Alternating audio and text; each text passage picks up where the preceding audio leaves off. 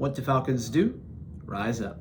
Welcome to Rise Up Reactions, the show where we talk all things Falcons, NFL, Georgia sports, and in general the sports news of the day. I'm your host, Dr. Lee Denning, lifelong sports fan. So, not a lot is going on in the world of the NFL right now. There's a few big moves that have happened. The biggest one that I want to talk about today is Baker's trade. Baker did finally get traded from Cleveland to the Carolina Panthers, which I do think improves their outlook for the season somewhat. They're still probably going to be a bottom 10 team, but it will help them overall. I do think he is going to eventually get past all three of the other guys there, including PJ Walker, Sam Darnold, and Matt Corral. I think he has the pedigree and is probably a better quarterback when healthy than all three of those guys. So this will probably end up being Baker's team, at least this year. Now, what did Carolina give up? A conditional 5th round pick, which is basically nothing. We don't actually know the details of that condition yet. May depend on how much time he plays, if they make the playoffs. There's a bunch of different things that could factor into that make that pick go up, down, or just basically be nothing at all. So basically, the Carolina Panthers gave up nothing. They were able to talk Baker out of $3 million of what he was owed, and basically he's getting paid about $15 million in total this year. The Browns are going to cover $10.5 million, and the Carolina Panthers are going to cover another $5 million. So again, it's a fairly decent win for the Carolina Panthers in terms of salary. They get a relatively cheap guy, even though they're already paying Sam Darnold about $18 million plus whatever the rookie contract is on Matt Corral and the probably minimum contract on PJ Walker. Still more than you or I would make in probably 4 or 5 years at minimum. But still, it's going to be a little bit of a quarterback battle. We'll have to see where Baker is at after his rehab. So some of the guys on the team are probably not super stoked about this. Robbie Anderson has made it extremely clear from the get-go that he was not a fan of the idea of Baker joining on with the Carolina Panthers. Fortunately, Robbie Anderson is pretty much relegated to fantasy and real life dust. He doesn't really matter in this equation. He was not good last year. He hasn't been good since he left New Jersey. So again, I don't think that really matters. If Christian McCaffrey can stay healthy and they have DJ Moore, and they'll have Robbie Anderson plus a couple other weapons, Terrence Marshall. We'll see how they do. They may end up surprising a lot of people. I don't think they're a playoff team by any stretch of the imagination, but I do put them a little bit closer to being on par with the Saints. With Baker going there, I do think they now sweep the Falcons this year, and again, the Falcons are looking better for a top 3 draft pick, as we're probably going to finish dead last in the division. I'm trying to be optimistic, but I'm optimistic that our cap situation is going to kneecap us so much that we can't really do a lot.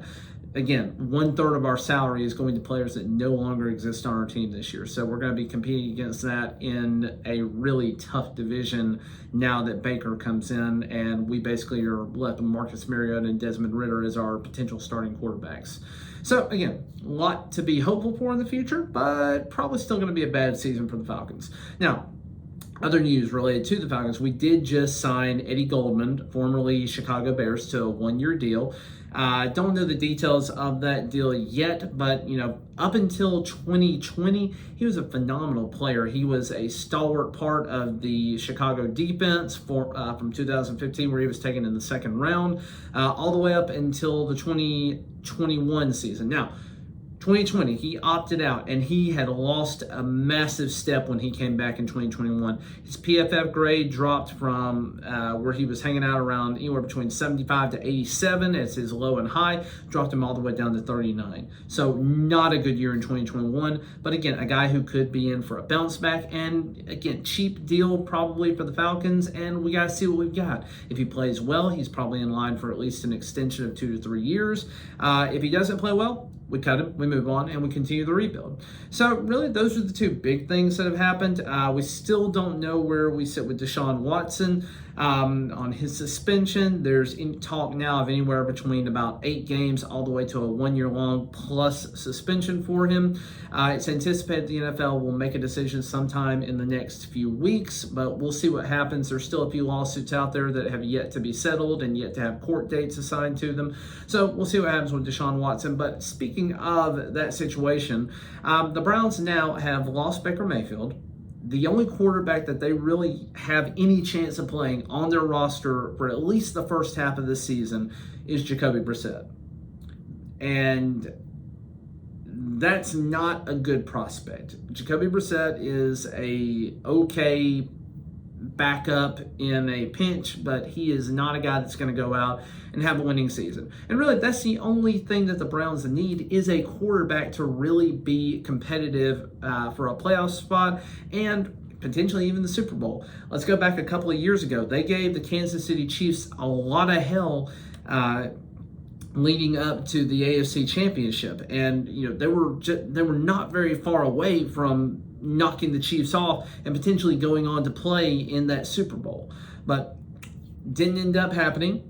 So with that in mind, what do I think they ought to do? There's still one quarterback out there that has been on the trading block and the trade talk for probably 6 months now, or since the whole quarterback carousel went crazy.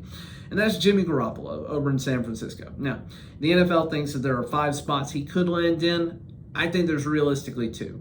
One of which is probably not even that realistic. Seattle Seahawks still are thinking they're going to ride or die with Drew Lock or Geno Smith.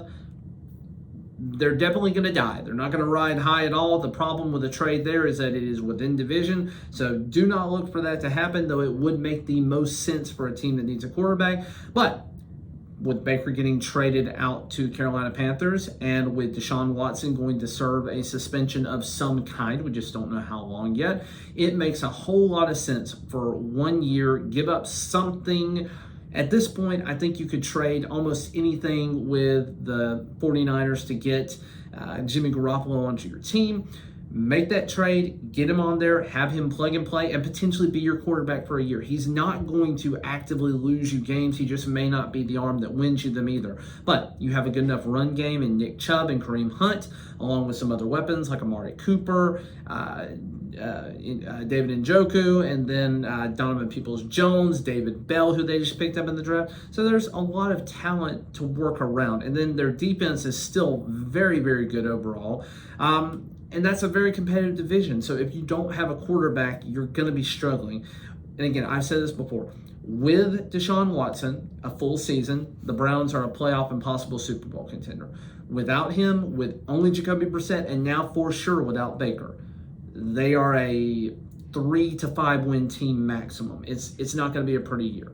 But again, that's just my thoughts on it. So, we'll see what happens this season. There's a lot of things left to come out in the offseason. We're still about 75-ish days from actual NFL play here. I'm looking forward to the season. Mini camps are kind of underway right now.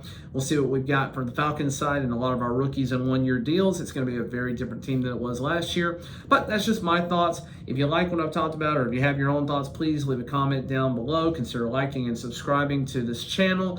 It would really help us out a lot. And until next time, rise up.